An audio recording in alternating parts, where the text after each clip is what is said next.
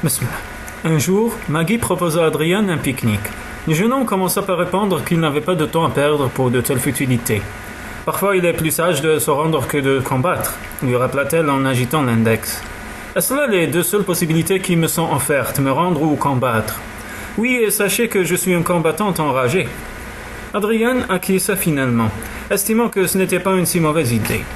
Maggie avait choisi un endroit près de la mer où le terrain descendait en pente douce jusqu'au rivage, pour former une plage de sable qu'un éboulement de rochers fermait à chaque extrémité.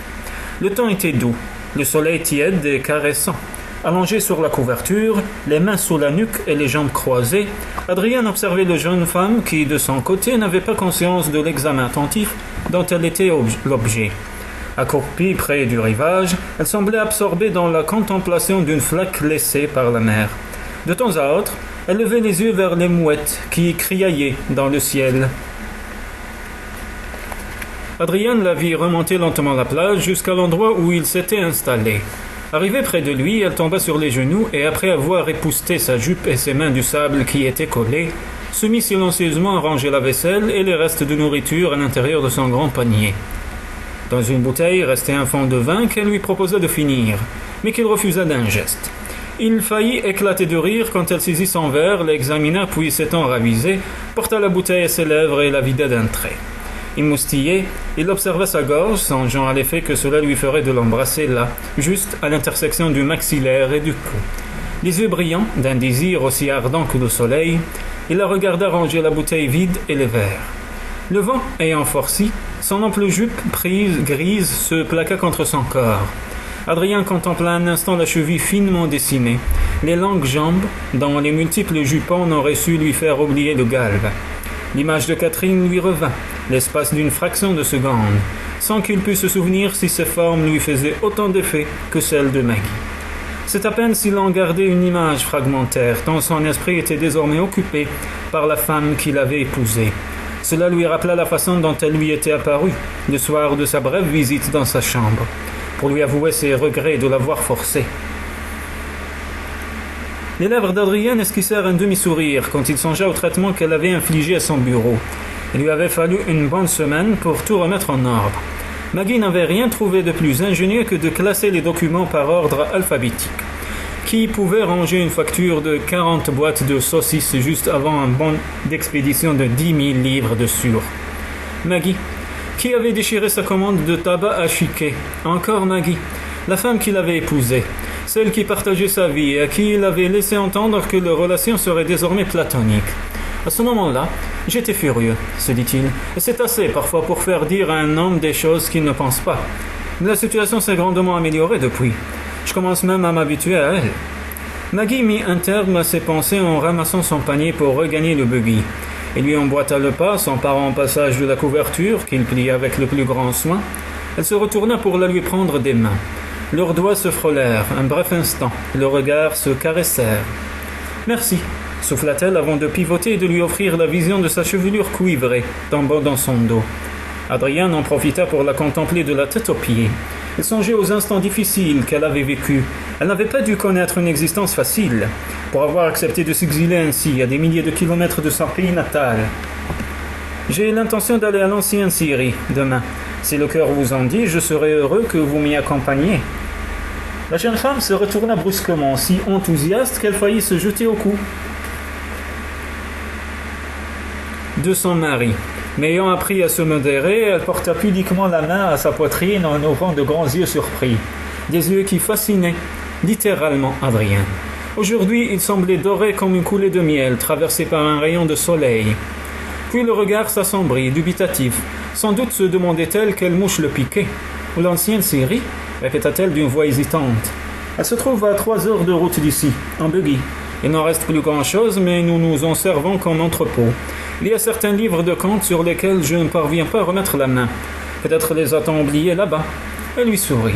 « Ce sera avec grand plaisir, déclara-t-elle, mais ne serait-il pas plus rapide de s'y rendre à cheval ? » ?»« Oui, mais si je retrouve ces dossiers... » »« C'est vrai, dit-elle en se frappant le front de la main. Où avais-je la tête? Il faudra un attelage pour les transporter. » Ils partirent le lendemain matin dès l'aube, Maggie encore trop ensommeillée pour parler. Adrien trop embarrassé pour s'y risquer. D'ailleurs, il finissait par trouver étrange ce malaise qu'il éprouvait vis-à-vis de son épouse. En outre, où diable croyait-il aller? À jouer ainsi les jeunes mariés, se plaisait-il tout à coup en sa compagnie? Eh bien oui, il se plaisait vraiment en sa compagnie. Maggie était une personne pleine de charme et si désirable. Il fit claquer les rênes pour mettre la bête au trot, en espérant confusément que cette journée leur ferait retrouver l'intimité qu'ils avaient partagée la veille, au cours du pique-nique. Le regard perdu dans le lointain, il cherchait un sujet de conversation banal pour pouvoir bavarder sans s'affronter, mais en vain. De son côté, la jeune femme s'inquiétait un peu du silence.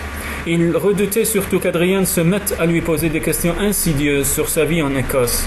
Par ses réponses, elle risquerait de dévoiler par mégarde l'existence de ses enfants.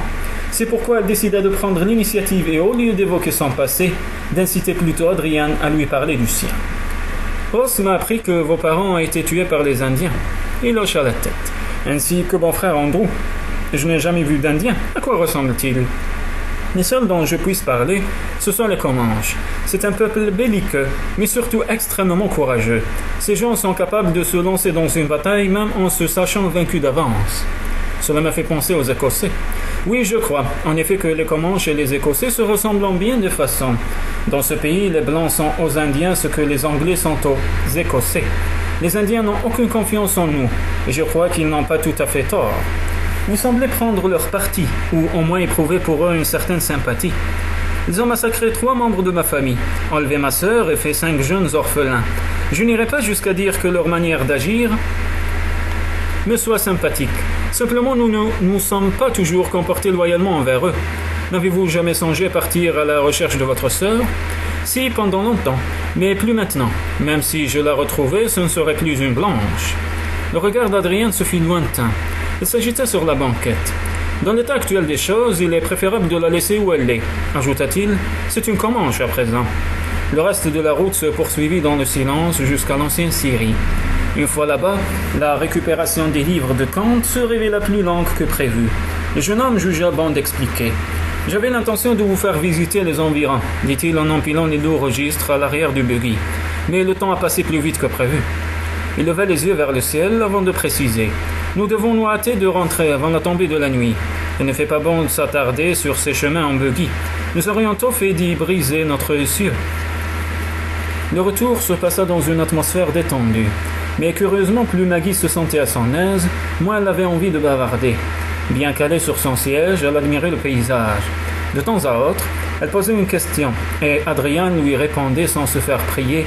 Bientôt, il se prit au jeu et de lui-même se mit à faire des observations sur différents détails. À un moment, il immobilisa l'attelage pour lui monter un coup gare. La bête était sortie d'un bouquet d'arbres sur le versant opposé de la colline qu'ils longeaient. Ils observèrent l'animal qui, sous le vent, n'avait pas senti leur présence. Finalement, ils le virent revenir sur sa trace et disparaître dans la pénombre des feuillages. Alors qu'Adrien relançait l'attelage, Maggie lui sourit. Elle retira son bonnet, notant au passage le coup d'œil que lui adressait son mari. Pour la toute première fois, elle se sentait pleinement heureuse d'être venue dans ce pays, heureuse parce qu'elle s'y sentait libre et en sécurité. Adair Ramsay et toutes les épreuves qu'elle avait dû surmonter n'étaient plus qu'un lointain souvenir. Elle avait de nouveau un mari qui saurait la protéger et la mettre hors d'atteinte de tous les Adair Ramsay du monde, si besoin était. Ravie, elle promenait son regard sur le paysage. L'ombre des grands arbres s'allongeait sur le chemin. Au loin, les montagnes s'enveloppaient de brume et les parois des gorges s'illuminaient des derniers rayons du soleil. Lui revint en mémoire une comptine que lui avait apprise sa mère et qu'elle avait transmise à ses propres enfants. Brume des collines amène l'eau au moulin, brume des vallons éloigne-les quilles. Elle ne s'avisa de l'avoir dit à haute voix que lorsqu'Adrien lui répondit « Notre brume ici annoncerait plutôt la pluie. »« Au moins le buggy a-t-il une capote ?» répliqua-t-elle avec enthousiasme. « Si la pluie se met à tomber, nous risquons fort de ne pouvoir entrer avant la nuit, dit-il, lui jetant un coup d'œil pour guetter sa réaction. « Et que ferons-nous alors ?» Il eut un sourire moqueur. « Eh bien, nous passons la nuit dans le buggy. Priez donc le ciel qu'il ne pleuve pas. » Prier ne servira à rien, puisqu'il pleut déjà, objecta-t-elle en montrant du doigt les gouttes d'eau, qui, en s'écrasant, soulevaient de petits nuages de poussière sur la croupe du cheval. Peu après, la bête était luisante de pluie, un grand voile gris recouvrait les dernières couleurs. Par 2 fois, l'animal glissa, dont une fois très près d'un ravin. Adrian pesta contre le mauvais temps, tandis que toute à sa frayeur, Maggie n'osait dire un mot. Lentement, ils progressèrent ainsi à flanc de montagne. Ils atteignirent une clairière au moment où disparaissaient les dernières lueurs du jour.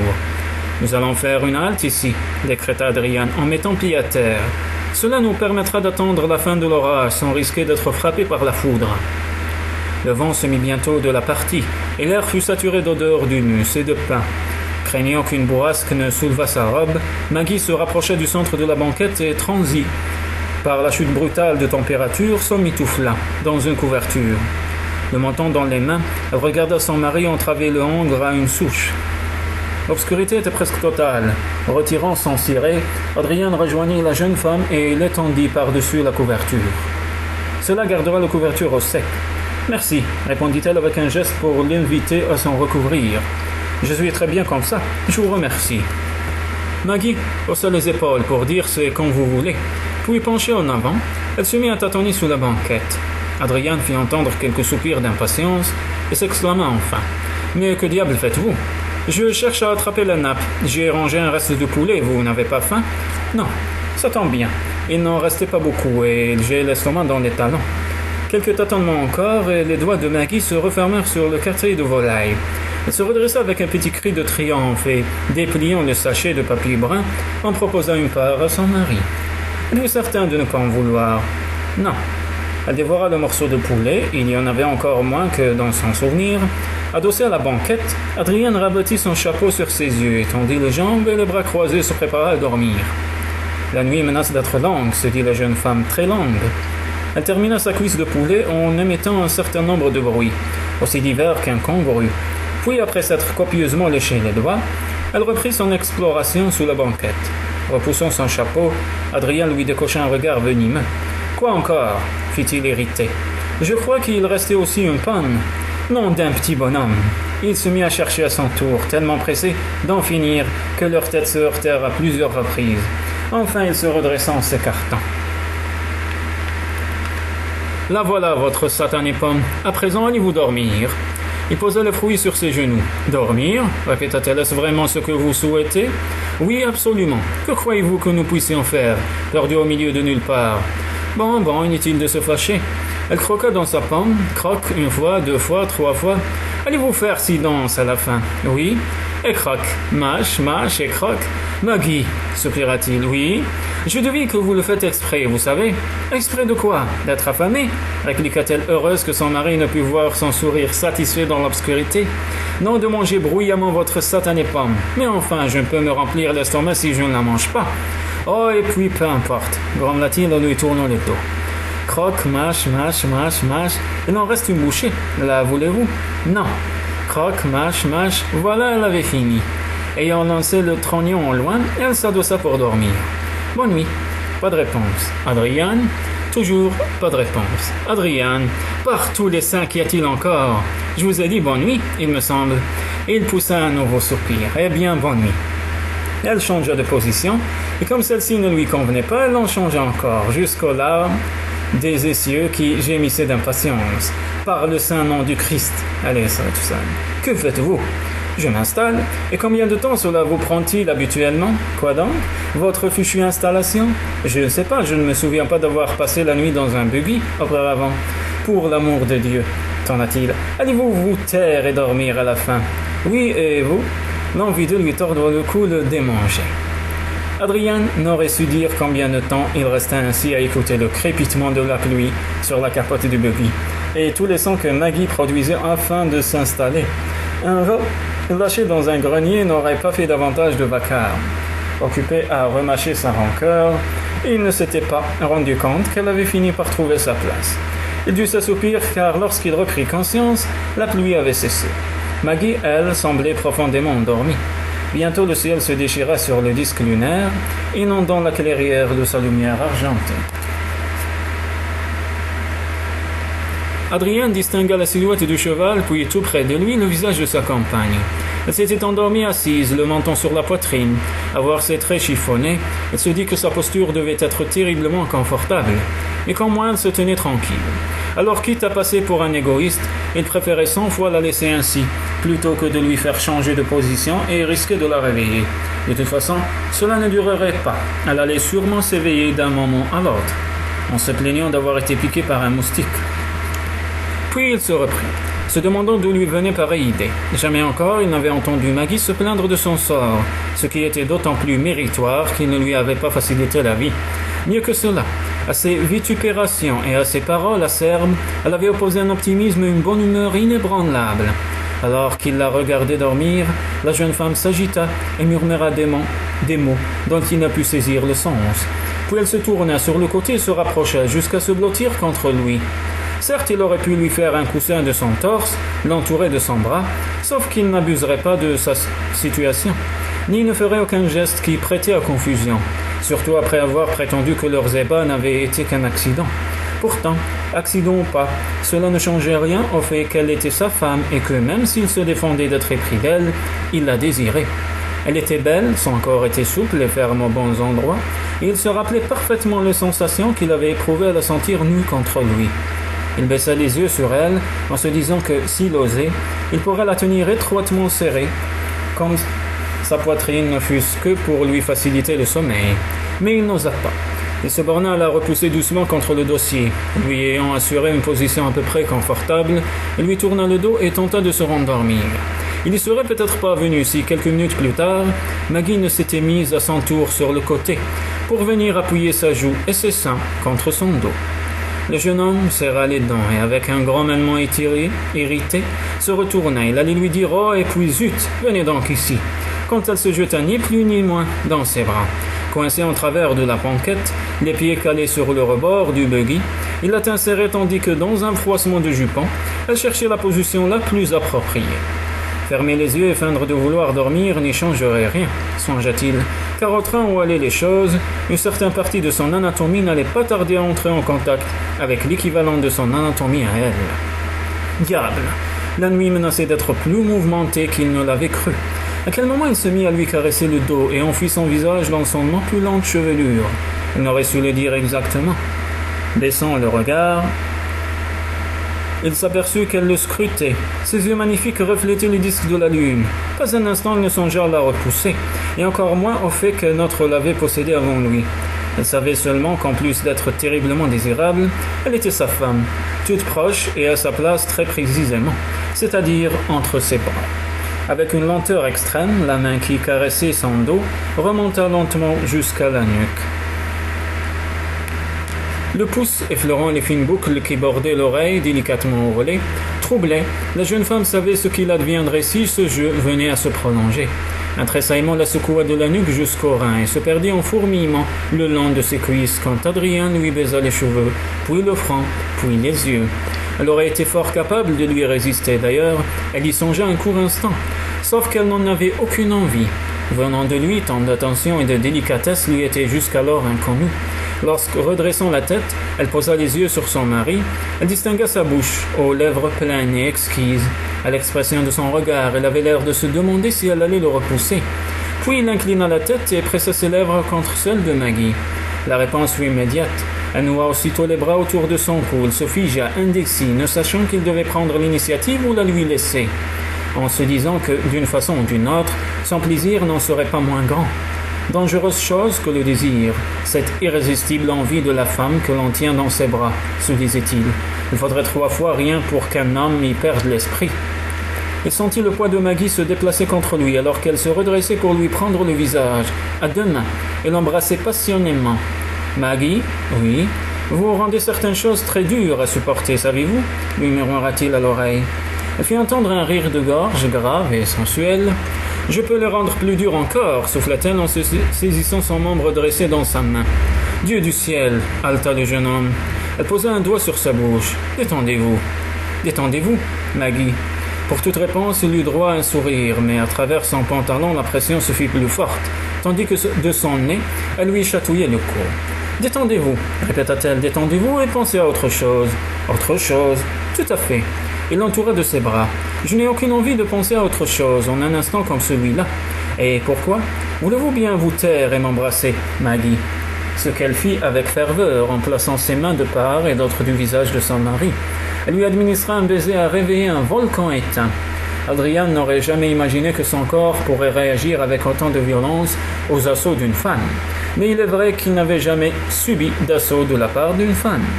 Ils changèrent de position, elle se retrouvait dessous et Adrian reprit la direction des caresses. À ses grognements, elle répondait maintenant par de longs gémissements, agrippant à pleine main ses cheveux comme si, pour elle, c'était le seul moyen de ne pas sombrer dans la folie.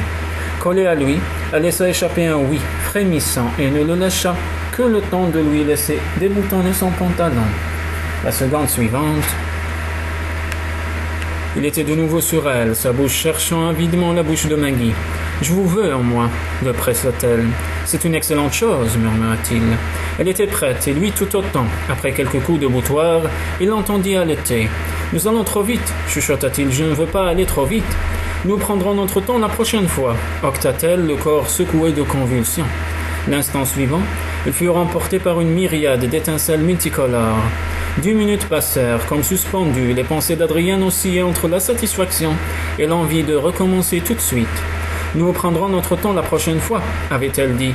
Le souvenir de ces paroles suffit à raviver son désir. « Nous allons devoir nous interrompre, lui murmura-t-elle à l'oreille, comme si elle venait de lire dans ses pensées.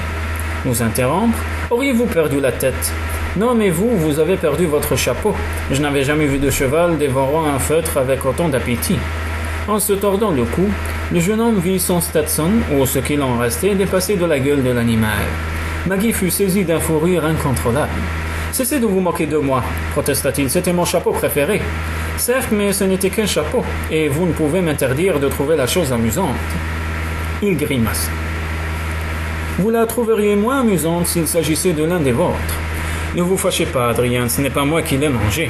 C'est vrai, mais vous m'avez distrait, au point que mon chapeau a roulé sous les pattes de cette stupide bête sans que je m'en aperçoive. Distrayez-vous?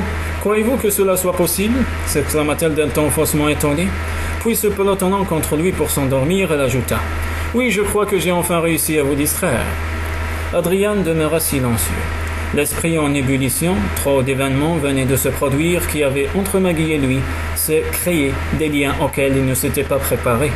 Le temps lui parut long, très long avant que le soleil apparût au-dessus des montagnes. Ses yeux s'attardèrent quelques instants sur le visage de la jeune femme, appuyé contre son épaule, puis il fit claquer les rênes et ramena le buggy sur le chemin du retour.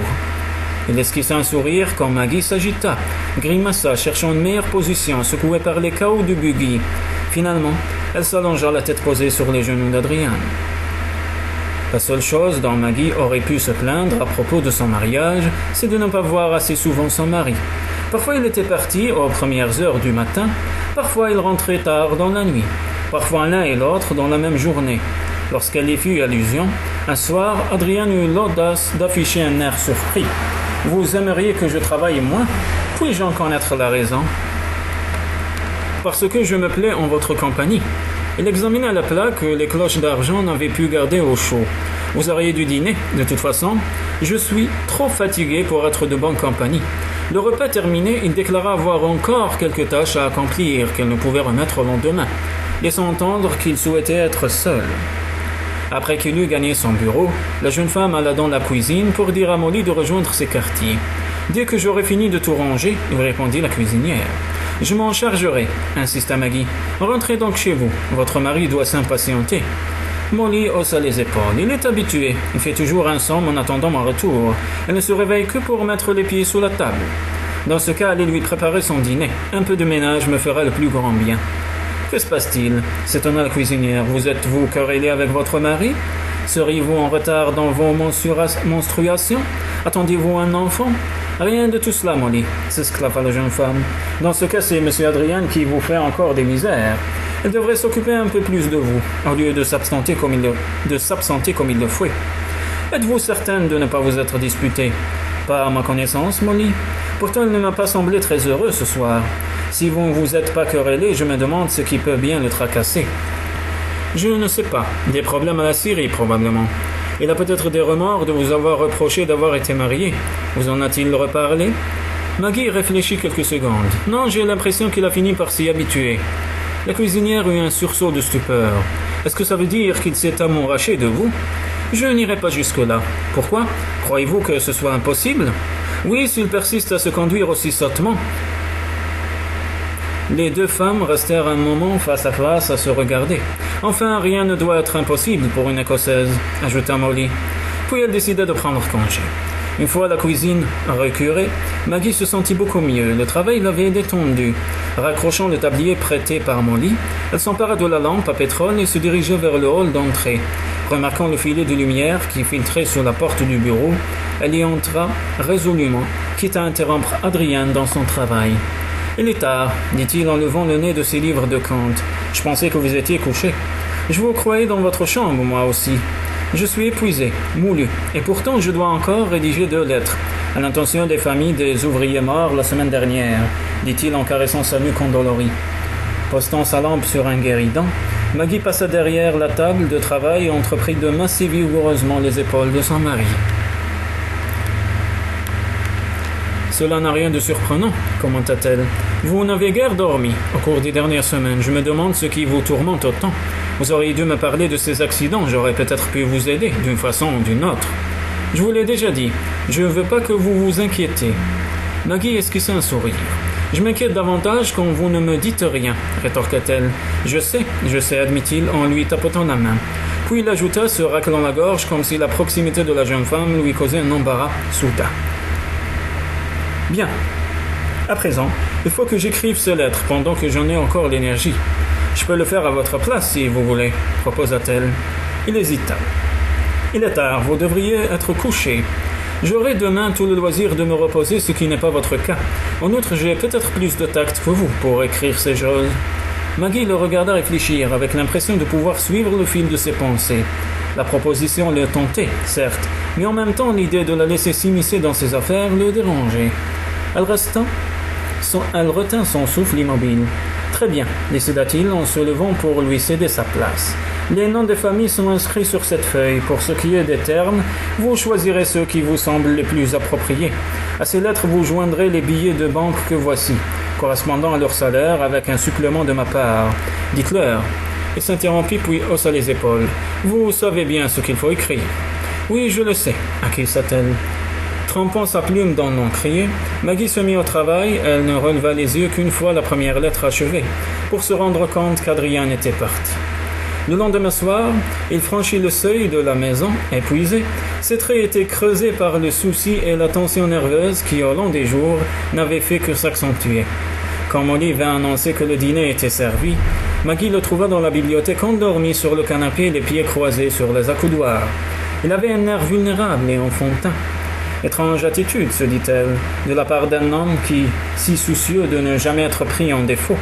Évitant de le réveiller, elle tira un siège pour le simple plaisir de le contempler. Le jeune homme devait avoir l'essence en éveil, même en dormant, car après quelques secondes, il entrouvrit une paupière.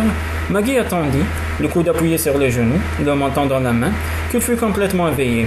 Alors elle lui sourit. « Bonsoir, dit-elle. Vous devez avoir la conscience tranquille, vous dormiez comme un nouveau-né. Et d'où vous vient ce savoir sur la manière dont dorment les bébés ?» La jeune femme sentit son cœur se serrer. Elle le regarda enfiler une botte pendant que ces derniers mots crissaient dans sa tête comme une craie sur un tableau noir. Elle se força néanmoins à sourire, afin de cacher son trouble. Elle avait été à 2 doigts de trahir un autre de ses secrets. « Nous avons tous été bébés, » répliqua-t-elle en lui tendant l'autre botte.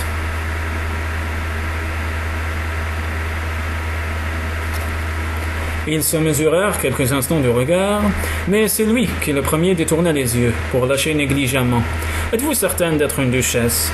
Surprise, Maggie haussa un sourcil, la tête légèrement inclinée sur le côté. « Pourquoi cette question ?» Il eut un petit rire. « Allons, dites-moi, » insista-t-elle, « comment est censée se comporter une duchesse, selon vous ?»« Avec dignité, » répondit-il. « Et je ne fais pas toujours preuve de dignité ?» Tantôt oui, tantôt non. En tout cas, il y a une chose certaine, vous ignorez tout sur la manière de manger une pomme. J'en suis à me demander si vous savez servir le thé. Dans ce cas, vous devriez me montrer comment doit se tenir une duchesse digne de ce nom. Je ferai des efforts en conséquence. Adrienne se renfrogna. De ce que je sais de vous, c'est ce que Ross m'a écrit. Et que disait-il ? Que les gens de votre monde prennent le thé en se faisant quantité de courbettes, dit-il d'un ton sarcastique. Maggie éclata de rire. « Si ce sont des courbettes que vous voulez, je puis vous en faire autant que vous le souhaiterez, milord. » Joignant le geste à la parole, elle plongea dans une profonde révérence. « Est-ce à cela que vous pensiez, milord ?» Comme il ne répondait pas, elle ajouta. « Ne voulez-vous pas que je vous fasse la révérence ?» Quelque chose comme ça, en effet, grommela-t-il, si ce n'est que l'instant et le lieu me semblent plutôt mal choisis. Eh bien alors, allons dîner, décida-t-elle en riant. Je vous ferai des courbettes plus tard. Elle ne put s'empêcher de rire à son tour. Le lendemain soir, Molly vit Adrian Mackinnon rôder comme une âme en peine autour de la demeure. « Serez-vous perdu ?» s'enquit-elle. « Non, pourquoi ? Est-ce que j'en ai l'air ?»« Absolument, » rétorqua Molly avant d'annoncer un peu sèchement. « Madame est au salon. » Bien que souvent revêche, la cuisinière avait coutume de se montrer plus aimable. Adrian estima toutefois superflu de le lui faire remarquer. Tant qu'elle ne versait pas de poison dans ses plats, il n'y avait pas de quoi se formaliser. Il découvrit en effet Maggie au salon, vêtue d'une robe bleu saphir du plus bel effet. Assise sur un sofa, elle s'affairait devant un somptueux service à thé en argent. Elle le convia à prendre place d'un geste élégant et Adrian, curieux de voir la suite des événements, obéit en silence. « Vous souhaitez peut-être servir ?» hasarda-t-elle. « Si vous voulez prendre le thé dans ces tasses minuscules, il faudra le servir vous-même. Je ne vise pas assez juste pour m'acquitter de cette tâche sans mouiller vos jolis napperons. » Comme elle le servait, il lui décocha un regard torve. « C'est du thé, non du poison, » le rassura-t-elle, et en le gratifiant d'un sourire acidulé. Il accepta la tasse qu'elle lui tendait avec un air désemparé que la jeune femme affecta de ne pas remarquer. Imitant les gestes de Maggie, il y trempa les lèvres en se disant qu'il devait avoir l'air niais, et même tout à fait ridicule. « Mais qu'est-ce qui me prend à faire le pitre comme ça ?» songeait-il. Se redressant de toute sa taille, il reposa la tasse et la sous-tasse sous le plateau sans y mettre cependant la délicatesse désirée. « Tout compte fait, je vous préfère quand vous croquez des pommes, grommela-t-il avant de quitter la pièce en trois enjambées. À peine émergeait-il dans le hall qu'il se heurta à Molly. « Vous écoutez aux portes, maintenant ?» Elle le fusilla du regard. Si c'était le cas, monsieur Adrian, ce serait une bien piètre occupation. Et surtout, ce serait du temps perdu. Je ne vous ai jamais entendu dire quoi que ce soit qui vaille la peine d'être écouté. Adrian sentit une bouffée de chaleur lui monter au visage. La cuisinière semblait considérer qu'il maltraitait son épouse. Furieux, il s'éloigna sans un mot de plus. Une fois dans sa chambre, ce soir-là, Maggie s'écroula sur son lit sans même songer à retirer sa robe de taffetas, ou tout au moins les roses qui ornaient son décolleté. Longtemps, elle réfléchit à la manière dont Adrian avait réagi. Était-il en colère parce qu'elle lui avait servi le thé ? Elle avait pensé qu'il trouverait amusant de le voir jouer les duchesses. Pas plus tard que la veille, n'avait-il pas remis en cause ses nobles origines ? Était-ce un sentiment de gêne qui l'avait incité à quitter brusquement la pièce ? Une idée lui trottait dans la tête, mais qu'elle se défendait d'admettre. Son mari commençait peut-être à l'aimer, mais cela l'effrayait et il se comportait de façon abrupte. Pour dire la vérité, elle savait dans son fort intérieur que c'était la seule explication. Ce cher Adrian, il devait être bien malheureux pour faire souffrir ceux qui l'aimaient, et en même temps souffrir à cause de ceux qui l'aimaient. Représentait-elle une si grande menace pour lui ? Bien qu'en proie à de vives émotions, Maggie se sentait soulagée. Un sourire apparut sur ses lèvres, quand elle se rappela leur péripétie amoureuse dans le buggy. Oui, Adrian Mackinnon éprouvait un sentiment pour elle. Comment pourrait-il en être autrement ? À moins que... L'incertitude fit courir un frisson sur sa peau. Plutôt affronter les Anglais sur un champ de bataille que de vivre pareilles angoisses. Abandonnant son lit, elle commença à se dévêtir en arpentant nerveusement la chambre. Quand elle eut ôté sa chemise, elle retira les épingles de ses cheveux et, saisissant sa brosse, se mit à les peigner. Adrian finirait par l'aimer, elle en était convaincue. Et s'il lui résistait aussi farouchement, c'est parce qu'il se savait vaincu d'avance. Ce n'était qu'une question de semaines, de jours peut-être. Ayant passé sa chemise de nuit, elle s'installa dans son lit en priant le Tout-Puissant de lui accorder un peu plus de temps auprès de son mari. Sans caresser le rêve fou de revivre un grand amour, elle demeurait convaincue que si ce n'était déjà fait, Adrian finirait par s'attacher à elle. Ce n'était pas grand-chose, certes, mais c'était un début. Dans cette nouvelle relation, faite autant d'attirance que de suspicion, qu'Adrian put s'éprendre d'elle comme il avait été pris de Catherine, demeurait très aléatoire. Mais au moins cela restait encore du domaine du possible. Elle s'endormit en pensant au lendemain. Elle tenterait une fois encore de démontrer sa bonne foi à son mari. À cette seule pensée, elle se sentit galvanisée comme une collégienne qui attend le prince charmant. Assise à son bureau, Adrian fixait sans la voir sa bouteille de brandy. Son absence de sang-froid, la façon cavalière dont il s'était conduit envers Maggie, l'avait jeté dans une sombre colère. Car enfin, de quoi avait-il peur? Chaque fois qu'il se rapprochait d'elle, c'était pour mieux la fuir. Pourquoi? Vu la situation, deux solutions s'offraient à lui. Boire jusqu'à en perdre connaissance afin d'éradiquer le désir qu'il éprouvait pour la jeune femme, ou alors aller la retrouver dans sa chambre. De prime abord, c'est la seconde solution qui lui semblait-il méritait d'être retenue. Il n'en pesa pas moins longuement le pour et le contre. Maggie l'excédait. Elle excédait car elle se sentait pris au piège. Sa seule issue pour ne plus penser au désir qui le tenaillait, c'était de l'assouvir encore et encore. Quelques minutes plus tard, il toquait à la porte de sa chambre. « Oui » fit la voix de Maggie. À peine entré, il lança à la jeune femme un regard amusé. Un mot lui vint à l'esprit en la voyant dans son lit. Douceur. Les cheveux parfaitement coiffés, auxquels il était habitué, s'étaient mués en un foisonnement de boucles désordonnées, étalées autour de son visage. La femme raffinée et élégante avait fait place à une ravissante créature, dont il avait follement envie. « Êtes-vous venu pour vous quereller ou pour m'aimer » s'enquit-elle d'une voix rendue rauque par le sommeil. « Et vous, que préférez-vous » répliqua-t-il, quelque peu ébranlé par ce franc-parler auquel il avait du mal à s'accoutumer. « Cela dépend » fit-elle avec un léger sourire. « La dernière fois que vous êtes apparu dans ma chambre, cela s'est achevé par une querelle. Vous avez disparu pendant 2 semaines. Avez-vous songé à ce que les gens ont pu penser ?»« À quel sujet ?» Se redressant, Maggie se cala confortablement contre ses oreillers. « Pour commencer, vous apparaissez seulement 2 semaines après mon arrivée dans cette demeure. Puis vous disparaissez 2 autres semaines, peu après que nous avons fait connaissance. Je conçois qu'ici, nous soyons loin de toute civilisation. Cher Adrien, mais vos hommes ont dû se demander quelle mouche vous avez piqué, pour me fuir comme vous l'avez fait. » Le jeune homme eut un petit rire. « Je ne pense pas que quiconque ici songe à se poser ce genre de questions. Une personne qui se fait évincer par son frère auprès de sa bien-aimée et qui, en outre, se marie par procuration, fait forcément l'objet de nombreux bavardages. » En disant ces mots, Maggie imaginait la manière dont les hommes du camp avaient dû accueillir un tel événement.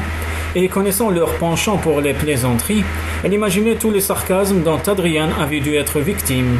Elle esquissa un sourire à cette idée. « Vous ne vous moqueriez pas d'un homme sous prétexte qu'il s'est un peu ridiculisé, n'est-ce pas ?»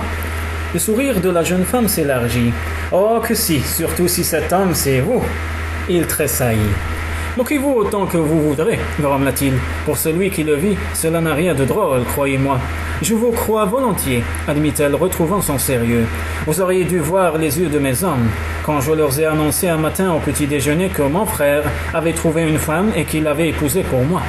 Vous les avez surpris. Ce n'est pas 1, mais 20 fois qu'on m'a demandé si je ne vous avais pas choisi dans un catalogue. Et qu'avez-vous répondu? Je leur ai demandé quel genre d'idiot commanderait une épouse par catalogue. Et alors, Jean Schertz m'a répondu, le même idiot que celui qui laisserait son frère l'épouser à sa place. Cette fois, Maggie ne put s'empêcher de rire. Eh bien, en l'occurrence, je crois qu'il n'avait pas tort. Il sourit. En effet, et c'est pourquoi je me suis senti si stupide. Tout ce que je pouvais faire, c'était rire avec eux. Maggie se leva et s'approcha de lui admirative.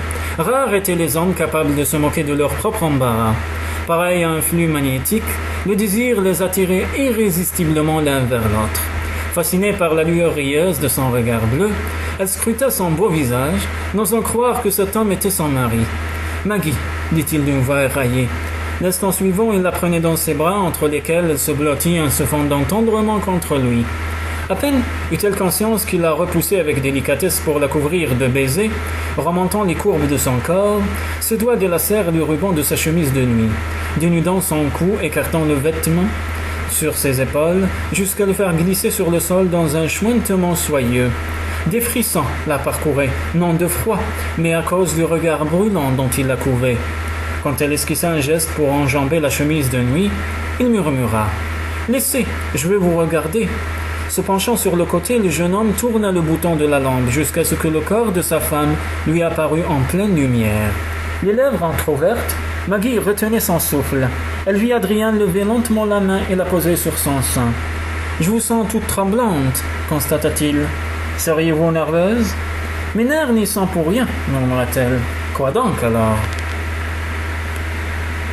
C'est vous le responsable, et votre façon de me regarder. » Il la saisit par la taille, une taille si fine que ses pouces se joignaient presque. Vous possédez un corps d'une grande beauté, Maggie, souffla-t-il en l'attirant contre lui pour l'embrasser. Quand leurs lèvres se séparèrent, Adrian souriait. Il affichait un sourire franc et direct, dans lequel la jeune femme ne vit que douceur, gentillesse. Un sourire où subsistait quelque chose de l'adolescent qu'il avait été.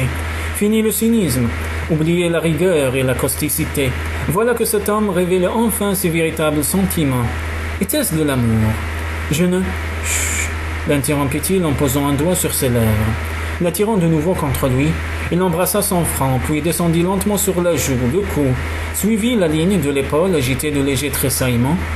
Maggie sentit la bouche d'Adrian explorer chaque centimètre de son corps, avec une lenteur qui semblait devoir durer une éternité. Son mari était peut-être avare de paroles, songeait-elle, mais ses actes parlaient pour lui. Elle ne soupçonnait pas qu'un baiser pût être si lent et si délicieux. Des épaules, il descendit vers les seins, qu'il se mit à téter, presque comme un enfant. La tête rejetée en arrière, Maggie poussa un long gémissement se consumant de désir. À présent, il lui embrassait le ventre et la jeune femme glissa les mains dans les cheveux de son mari. Adrian ne l'aimait pas. Il l'adorait, la vénérait comme on vénère une déesse. À cette pensée, elle fut agitée d'un long frisson. « Je n'en peux plus, haleta-t-elle. Nous ne faisons que commencer. »« Eh bien, tant mieux, répliqua-t-elle en tentant de retrouver son souffle. Mais je trouve injuste d'être nue comme au jour de ma naissance, alors que vous êtes encore vêtue. Vous avez l'avantage sur moi. Vous pouvez imaginer depuis combien de temps j'en rêvais, justement, dit-il. La saisissant par la taille, la poussa contre le lit et enfuit son visage entre ses jambes. « Sainte Mère de Dieu !» s'exclama-t-elle avec un cri aigu. « Je vous en prie, Adrian. » Ne dites plus rien, grommela-t-il alors qu'au comble du plaisir, à lui planter ses ongles dans l'épaule. De grâce, faites-moi l'amour à présent. Je n'ai pas terminé. Vous me rendez folle, jusqu'où comptez-vous aller ainsi? Comme il ne répondait pas, elle poursuivit. Adrian, j'aimerais, oh mon Dieu, cria-t-elle. Le corps secoué de spasmes de plaisir. Je vais vous rendre l'appareil, murmura-t-elle alors qu'il la prenait dans ses bras pour l'installer au centre du lit. C'est mon désir le plus cher, répliqua-t-il en commençant à retirer ses vêtements. Longtemps, ensuite, ils demeurèrent côte à côte, terrassés, roulant sur le côté. Adrien tira sur eux la courte pointe et, prenant Maggie dans ses bras, s'endormit comme un enfant. Il se réveilla peu après et sentit le regard de la jeune femme sur lui. « Vous ne dormez pas ?» s'étonna-t-il. « Je préfère vous regarder. Pourquoi ? Parce que le cela me plaît. Parce que vous êtes un très bel homme, Adrien. Il faudrait qu'une femme soit folle pour ne pas le remarquer. Ce que remarquent les autres femmes m'indiffère, Maggie. Il n'y a que vous qui m'intéressiez. » Elle observa encore quelques instants, puis détourna les yeux. « Vous me troublez, murmura-t-elle. Je suis troublé moi-même, avoua-t-il, en lui caressant l'intérieur du bras, là où la peau garde la douceur de celle d'un nourrisson. J'ignore comment exprimer ce que je ressens. Pourtant les mots sont là, fit-il en prenant sa main pour la poser sur sa poitrine. Mais je ne sais comment les exprimer. Non, c'est faux, Adrien, protesta-t-elle. Vos lettres sont si belles. Elles traduisent tant de détresse, tellement d'émotion. Je peux écrire ce que je ressens, Maggie, mais je ne sais pas le dire. Pour quelle raison ? Je l'ignore, peut-être parce que j'ai gardé trop de choses en moi pendant trop longtemps. J'ai eu l'impression de ne plus savoir communiquer avec les gens. Je ressens une chose et je me crois obligé d'en exprimer une autre. Je n'ai jamais eu l'intention de vous blesser, Maggie, mais on dirait que je ne sais faire que cela. Eh bien, vous pouvez réapprendre à exprimer vos sentiments. Un fardeau semble toujours moins lourd dès qu'on décide d'en parler. Je ne saurais jamais. Je n'ai jamais eu personne à qui me confier. Est-ce pour cette raison que vous refoulez vos émotions et vos sentiments ? Probablement, et c'est compréhensible, je suppose, quel est l'homme qui irait dévoiler ses états d'âme à ses frères, sans parler de ses bûcherons. Pouvez-vous imaginer les railleries qu'il m'aurait fallu supporter s'ils avaient su ce que je ressentais ? Et que ressentez-vous en ce moment précis ? Demanda-t-elle, la main posée sur sa joue. Je ressens le besoin de vous parler d'un certain nombre de choses, sans savoir comment les dire. Vous ne savez pas les dire ou vous craignez de les dire. Adrien se mit à fixer le plafond, les mains croisées derrière la nuque. Peut-être ai-je peur de parler, en effet, admit-il, je ne sais pas. Je pense que c'est cela, mais rassurez-vous, Adrien, je ne me moquerai pas, ni ne vous renverrai vos sentiments au visage. Mais pourquoi éprouvez-vous tant de mal à vous fier aux gens ? Parce qu'on finit toujours par en souffrir, dit-il en détournant la tête. Et c'est ce qui explique votre méfiance ? Voilà longtemps que j'ai compris qu'il ne faut se fier qu'à soi-même. Ainsi, vous avez l'impression d'avoir été trahi par les gens qui vous aimaient. Oui, dit-il avec une soudaine véhémence. Oui, c'était la vérité. Et voulez-vous savoir pourquoi? Parce que toutes les personnes dont j'ai été proche, toutes celles que j'ai aimées ont disparu, ou alors elles se sont détournées de moi. Mes parents, mes frères. Cependant, Alex a accepté de vous suivre jusqu'ici, pour partir en emmenant Catherine avec lui. Une fois encore, vous vous êtes senti rejeté. Il soupira. Cela importe peu à présent. On finit par s'habituer à tout. Mieux vaut encore mourir à petit feu que d'essuyer une humiliation publique. En étant blessé, mon cœur était devenu plus fort. Le lendemain, Adrian n'apparut pas au petit déjeuner, ni au repas de midi. Maggie passa la matinée à se promener avec Israël le long des falaises. Un peu n'est éteint que par un autre feu. Et une peine ne s'efface que si une autre peine vient la remplacer. Comme ces mots de Roméo et Juliette lui semblaient vrais. Aujourd'hui, Adrian souffrait et Maggie compatissait, partageait sa souffrance, comme cela lui semblait étrange, elle qui avait toujours pensé que seuls les rires devaient être partagés. Rappelant Israël, elle reprit le chemin de la demeure d'un pas léger, le regard un peu plus brillant qu'à l'accoutumée, sans aller jusqu'à lui avouer qu'il l'aimait. Adrian lui avait ouvert son cœur et cette pensée suffisait à la rasséréner. Elle passa l'après-midi à apporter les dernières touches au tableau qu'elle avait peint, qui représentait son mari contemplant l'océan, la main reposant sur la tête de son chien. Ce travail de finition lui semblait toujours fastidieux. Les ombres de la fin d'après-midi s'étiraient sur le sol quand, avec un chiffon imprégné d'essence, elle commença à nettoyer ses brosses et ses pinceaux. Soudain, la porte du hall d'entrée claqua violemment. Elle entendit des éclats de voix. Rangeant à la hâte sa toile et ses peintures, elle se précipita vers la cuisine, d'où s'élevaient des bruits. Adrian et Big John étaient en train de hisser à grande peine sur une table le cadavre d'un animal recouvert d'une bâche, pendant que Molly s'affairait devant un amoncellement de saumon. Immobile, au milieu de la grande pièce, la jeune femme lança à son mari un regard interrogateur. « Mais d'où venez-vous » ? « Nous étions à la pêche, répondit-il sans même lever les yeux. Nous allions manquer de viande, alors nous sommes allés pêcher quelques saumons, renchérit Big John. Sur le chemin du retour, nous sommes tombés sur une harde de chevreuils. Monsieur Adrian en a tiré un. Vous auriez dû me prévenir, je commençais à me demander s'il ne s'était pas produit un nouvel accident à la scierie. Regardez-moi, Adrian, implorait-elle en silence. Ne faites pas comme si je n'existais pas. Ne vous troublez pas à cause de ce qui s'est passé entre nous la nuit dernière. Faites-moi confiance, je ne vous veux aucun mal. Je ne vous trahirai pas, moi. Le jeune homme répliqua d'un ton morne. Je croyais que Molly vous avait prévenu. On ne m'a rien demandé, alors je n'ai rien dit, fit cette dernière en guise d'explication. Je n'ai pas l'habitude d'aller raconter tout ce que j'ai vu et entendu. Adrian McKinnon et Big John échangèrent un regard, puis ce dernier déclara. Étant pour la paix des ménages, y compris du mien, je me garderai de prendre parti. Les deux hommes rirent de bon concert, et plus encore en constatant que Maggie ne partageait pas leur hilarité. Finalement, Adrian lança d'un air faussement enjôleur. « Chère Maggie, pourquoi ce visage contrarié ?»« Je ne suis pas contrarié, rétorqua-t-elle, je n'ai pas envie de rire, c'est tout. » Elle sortit de la cuisine et décida de monter dans la chambre pour se changer. Ses vêtements étaient maculés de peinture et elle ne voulait surtout pas qu'Adrian découvrît son secret. Quand elle réapparut, vêtue d'une vieille robe, Adrian, Big John et Molly avaient du sang jusqu'au coude. Devant ce spectacle pour le moins inattendu, elle ne put retenir un sursaut. « Ne restez pas ici, lui ordonna Adrian, les sourcils froncés. La cuisine est déjà sens dessus-dessous. Je ne vois pas pourquoi l'accès de la cuisine me serait interdit, alors que vous vous y trouvez. Ceci n'est pas un spectacle pour une duchesse. » Retroussant ses manches, elle se mit à la recherche d'un tablier. « J'ai vidé plus de poissons que vous avez de cheveux sur le crâne. » Quand son mari lui adressait un regard torve, elle ajouta « Ne faites donc pas cette tête, cela vous donne un air de famille avec vos saumons. » Big John et Molly pouffèrent, hilar, mais Adrian jugea préférable de ne pas répondre. Le lendemain, peu après le déjeuner, Maggie apparut sur le seuil du bureau. Comme depuis la veille, Adrian avait tendance à l'éviter.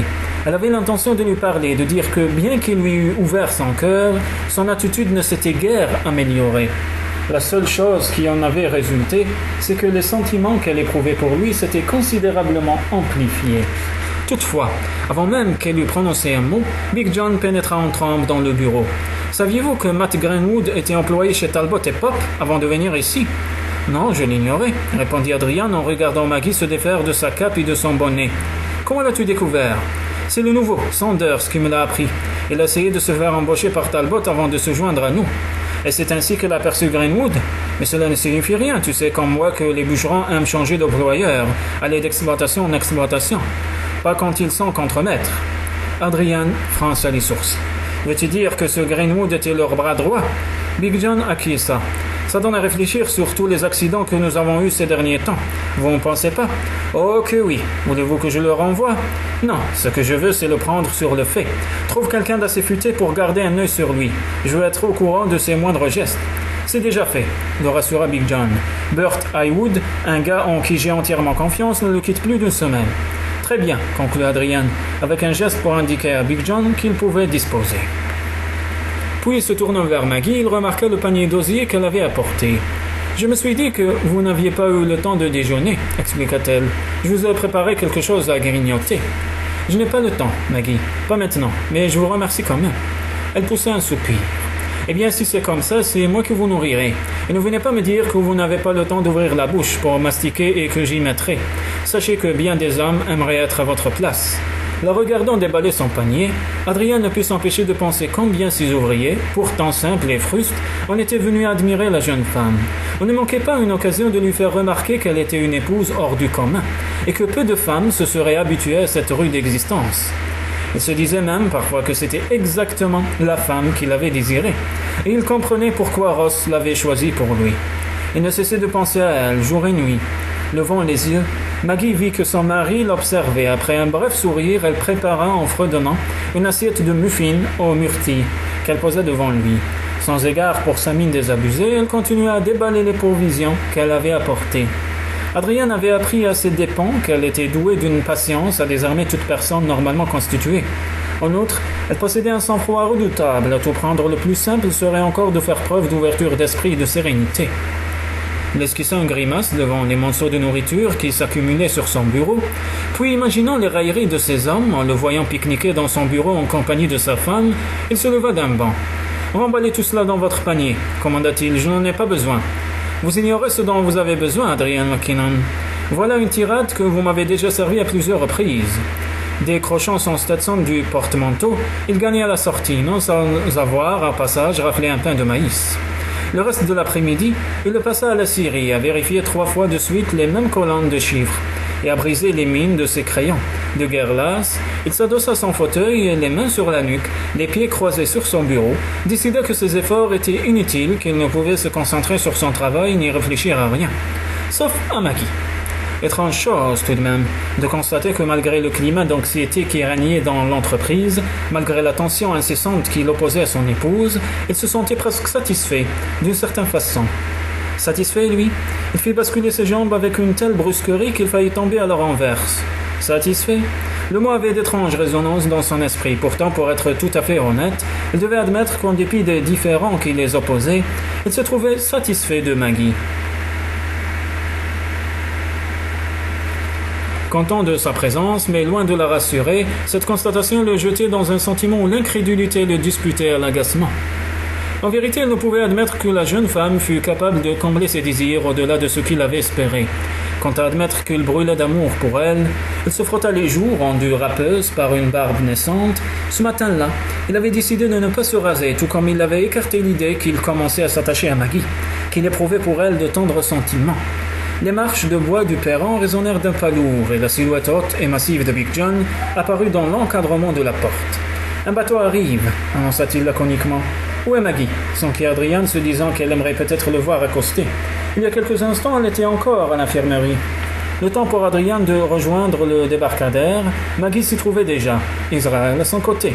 En la voyant exquise silhouette sur ce rustique quai de bois, il éprouva soudainement le besoin de connaître ses pensées, de l'entendre avouer les sentiments qu'elle éprouvait pour lui.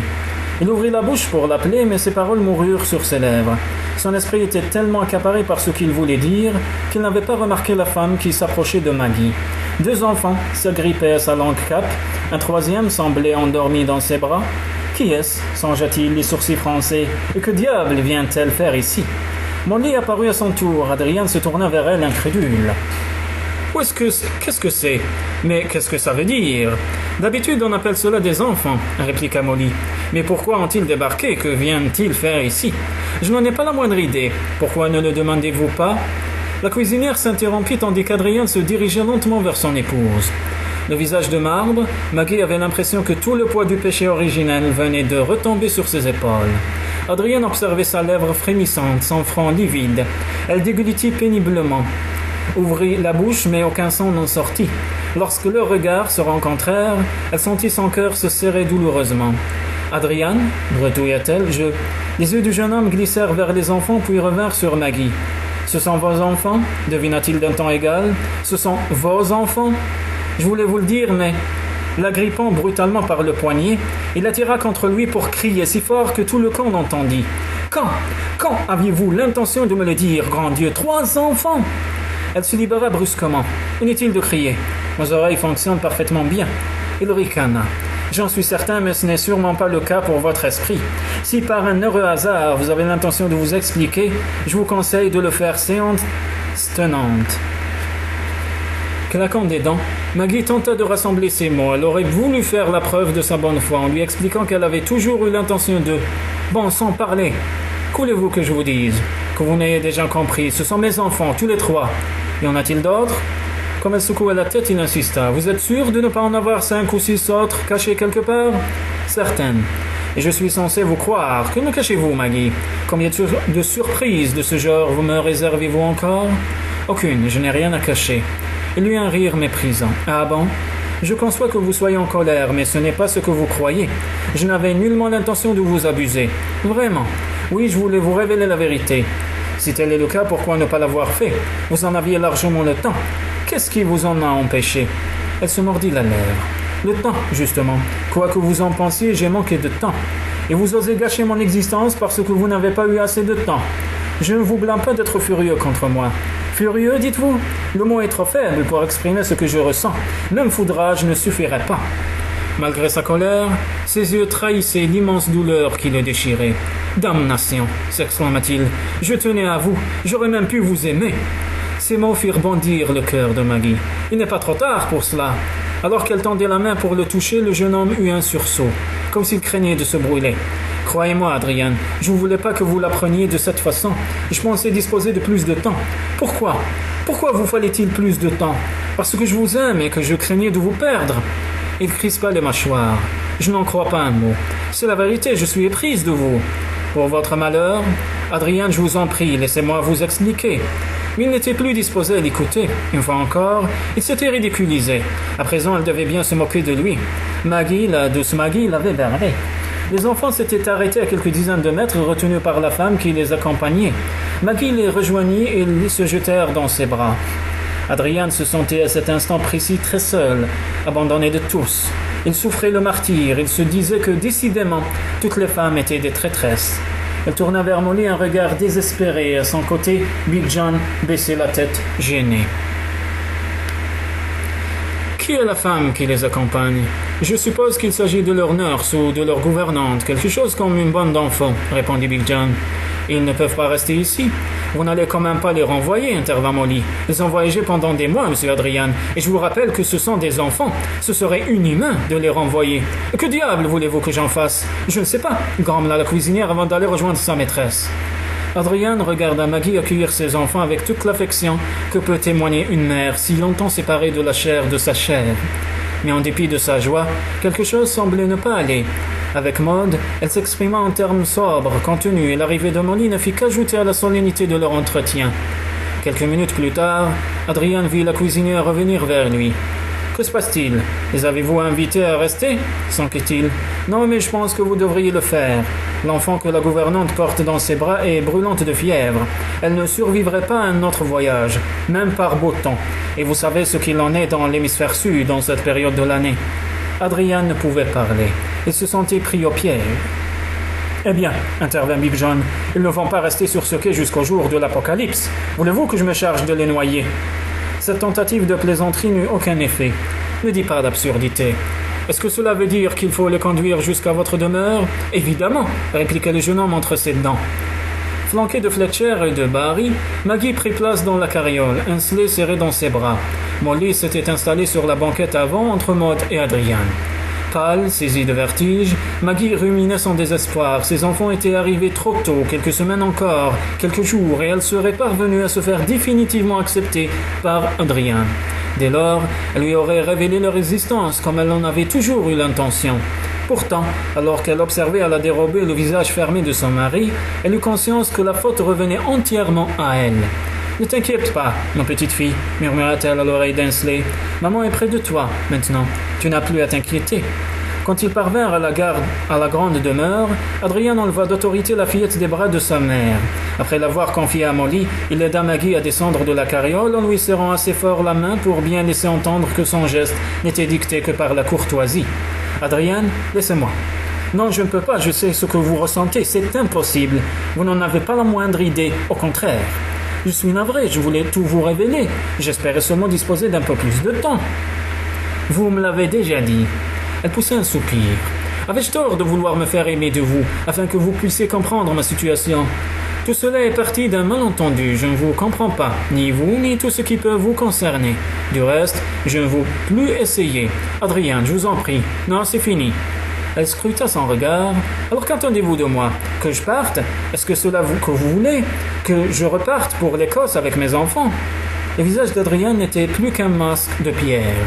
« Je crois, madame, que c'est en effet une excellente idée, et le plus tôt sera le mieux. » Elle reprit la fillette des bras de Molly et la rendit à sa mère, sans un mot de plus. Avant que Maggie pût ajouter quoi que ce fût, elle avait tourné les talons et ordonné aux 2 hommes qui les avaient accompagnés de décharger les malles et de les porter à l'intérieur de la maison. Puis, délivrant la monture qu'il avait attachée à l'arrière de la carriole, il sauta en selle, tourna brutalement bride et partit ventre à terre en direction de la scierie. « Est-ce Louis ?» s'enquit Maud en le regardant s'éloigner. « Est-ce votre mari ?»« Oui, c'est bien lui. Il est du genre impulsif. Il doit avoir du sang écossais dans les veines. Il se comporte comme un Écossais, c'est vrai. » Maggie posa la main sur le front brûlant de sa fille. Elle a contracté la fièvre des vaisseaux. C'est ainsi que le capitaine a nommé cette maladie, expliqua la gouvernante. Elle a commencé à se plaindre de douleurs à la tête, aux membres et dans le dos peu après. Elle a eu de fortes poussées de fièvre et s'est mise à délirer, en ne cessant de vous réclamer. « Viens, ma chérie, maman va te soigner, murmura Maggie, en emportant Ainsleigh dans la maison. Il me faut de l'eau froide et des linges propres, commanda-t-elle ensuite à Molly. Nous allons lui donner un bain d'eau froide pour faire tomber la fièvre. Cela ne servira à rien, intervint Maud. Voilà 2 jours qu'elle ne cesse d'en prendre et sa température continue à monter. Je vais quand même remplir un baquet d'eau froide, décida Molly. Si ça ne fait pas chuter la température, peut-être que ça la stabilisera. Nous devons nous assurer que cette pauvre enfant est correctement alimentée. Il lui faut des forces pour combattre sa maladie, en espérant que le capitaine du navire ne s'est pas trompé. Qu'allez-vous dire, s'alarma Maggie. J'espère qu'il s'agit effectivement de la fièvre des vaisseaux. À en juger par les symptômes, ce pourrait être la typhoïde. La jeune femme tressaillit. Mon Dieu! Omni Fletcher et Barry, ordonna-t-elle à la gouvernante. Je ne veux pas les voir s'approcher d'Ainsleigh. Ils risquent d'être contaminés si nous n'y prenons garde. Je vous laisse le soin de tout leur expliquer. Moi, je reste auprès d'Ainsleigh. Se postant près d'une fenêtre, Maud aperçut les 2 enfants qui s'amusaient avec un grand chien jaune. Visiblement, vous n'avez pas à vous inquiéter. Vos enfants ont de quoi s'occuper. Et puis, ils ont un nouveau territoire à explorer. Maggie transporta la fillette dans la chambre qu'elle lui avait destinée dès les premiers jours de son arrivée. Une chambre à l'étage, lumineuse et ensoleillée. L'ayant dévêtue, elle l'installa dans le lit, dans le baquet d'eau apporté par Molly. Elle la baigna avec le plus grand soin, puis lui appliqua sur le front des compresses d'eau froide. Comme la cuisinière ressemblait les vêtements de l'enfant, Maggie lui commanda « Brûlez-les ». Exténuée, mais sans renoncer à veiller sur sa fille pour autant, Maggie s'agenouilla près du lit, écoutant son souffle précipité. Elle mit sa petite main dans la sienne et commença à prier. Adrien ne revint au manoir qu'à la nuit, pour y trouver un souper froid et Molly s'affairant dans sa cuisine. De la gouvernante et des 2 enfants, il ne vit aucun signe. Comme si elle venait de le dire, de lire dans ses pensées, la cuisinière annonça « Maud les a mis au lit, sitôt le repas terminé. » Et Maggie ? Nous avons installé la petite à l'étage, dans la chambre du coin. Madame doit être avec elle. Acquiesçant d'un bref signe de tête, Adrien tourna les talons et, muni d'une lampe à pétrole, monta jusqu'à la dite chambre. Il trouva son épouse assise sur le plancher, profondément endormie, sa tête reposant sur le lit, près de celle de sa fille. Abandonnant la lampe sur un commode, il prit le temps de les observer. Ainsleigh n'aurait pu davantage ressembler à sa mère. Leurs cheveux étaient si semblables et si intimement mêlés qu'Adrien n'aurait su les distinguer. Il souleva Maggie dans ses bras et l'allongea près de sa fille. La jeune femme remua mais ne se réveilla pas. Constatant la forte température de l'enfant, il trempa un linge dans l'eau froide, le lui appliqua sur le front. Ainsleigh était gravement malade et il se félicita que son accès de colère ne l'ait pas privé de ses facultés de réflexion, comme cela lui arrivait souvent, puisqu'il avait eu la présence d'esprit de requérir auprès du capitaine du bateau un médecin de San Francisco. En contemplant Maggie dans son sommeil, il sentit sa rancœur se dissiper un peu. Il avait eu l'intention de lui parler, mais épuisé comme elle l'était, il n'avait pas le cœur de la réveiller. Demain, ils auraient tout le temps de s'expliquer, demain ou le jour suivant, songea-t-il. Elle était sa femme, mais elle avait aussi été celle d'un autre avant lui. Maggie, l'épouse, Maggie, la mère. Maggie si trompeuse, si décevante, et pourtant séduisante à en être étourdie. Son cœur se serra douloureusement. Combien de Maggie lui restait-il encore à découvrir? Il se retira sur la pointe des pieds, alors que son pas résonnait sur les dalles de marbre du grand escalier. Il se demandait combien de secrets, lui, cachait la jeune femme. Il frotta ses yeux fatigués. Cela faisait déjà longtemps qu'il avait l'impression d'avoir perdu le contrôle de son existence. C'était un homme d'action, et une de ses qualités essentielles résidait dans son habileté à anticiper les événements et à réagir promptement.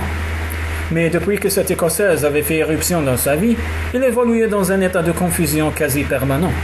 D'un côté, il aurait aimé lui dire de faire ses paquets et de repartir avec ses enfants. De l'autre, il aurait souhaité, quelle idée, garder Maggie et réexpédier les enfants en Écosse avec leur gouvernante. Mais il y avait aussi cette pensée dont il ne pouvait se défaire. Il pourrait adopter la tribu au grand complet. Il ne voulait pas, il n'était même pas fichu de comprendre pourquoi il balançait quand la question n'aurait même pas dû se poser. Et il ne le comprendrait sans doute jamais, n'empêche qu'il souffrait comme un damné.